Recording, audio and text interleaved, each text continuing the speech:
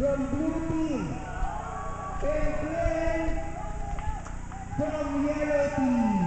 Ayan, so go back to your places, and guys, just wanted to welcome you at Phillips Factory, and here's the thing, we want you to feel that this is your own factory. Is that clear? Am I understood?